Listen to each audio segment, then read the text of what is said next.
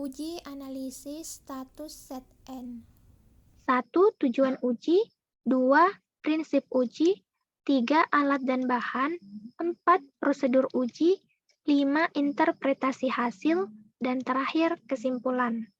Yang pertama yaitu tujuan uji. Mengapa uji set N ini dilakukan? Seperti diketahui bahwa zinc atau set N merupakan mineral mikro yang dibutuhkan oleh tubuh untuk sintesa protein, diferensiasi sel, zat untuk pertumbuhan, penyembuhan luka, dan meningkatkan imunitas. Jadi, set N ini sangat penting peranannya dalam tubuh.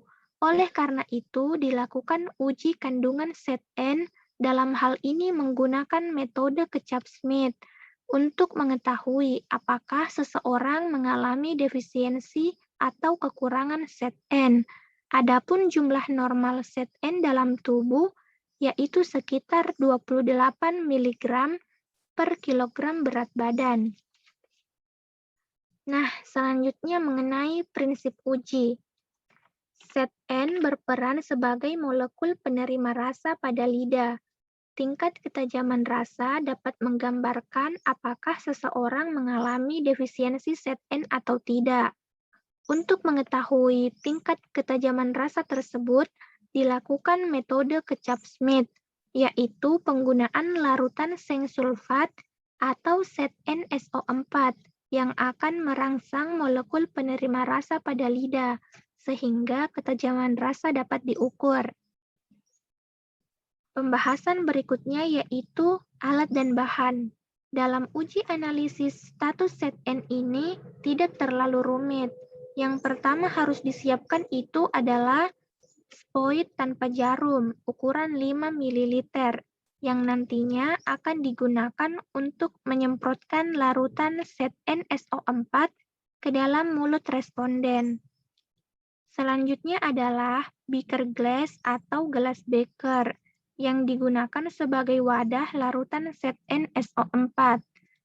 Selanjutnya, larutan set NSO4 sebagai bahan untuk merangsang molekul penerima rasa pada lidah.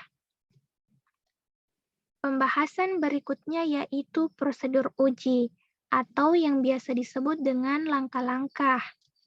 Yang pertama itu, siapkan 3 hingga 5 ml larutan set NSO4 0,1%. Kemudian semprotkan ke dalam mulut responden menggunakan spoid tanpa jarum. Seperti dikatakan sebelumnya, bahwa set NSO4 ini berfungsi untuk merangsang molekul penerima rasa pada lidah, sehingga ketajaman rasa dapat diukur. Langkah kedua yaitu cairan dibiarkan dalam mulut responden selama 10 detik. Kemudian setelah mencapai 10 detik, cairan dibuang dan responden ditanya apa yang dirasakan. Nah, jika prosedur uji telah selesai, maka saatnya untuk melakukan interpretasi hasil. Apabila responden mengalami defisiensi set N, maka responden tidak merasakan apa-apa atau seperti merasakan air biasa walaupun telah ditunggu hingga 10 detik. Atau mula-mula responden tidak merasakan sesuatu dengan pasti, tetapi dalam beberapa detik kemudian terasa kering, kesat, atau manis.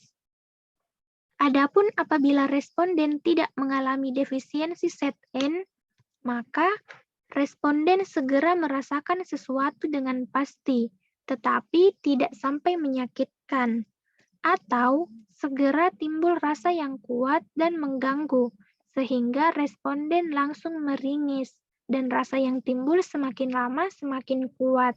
Demikianlah Prosedur uji analisis status set N dengan metode Kecap-Smith untuk mengetahui apakah seseorang mengalami defisiensi set N.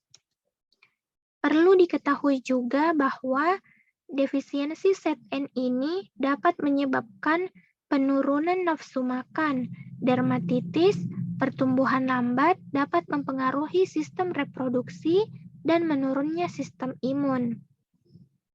Kembali kami ulangi, bahwa responden yang termasuk kategori 1 dan 2, yaitu tidak merasakan apa-apa, mereka tergolong menderita defisiensi zat N.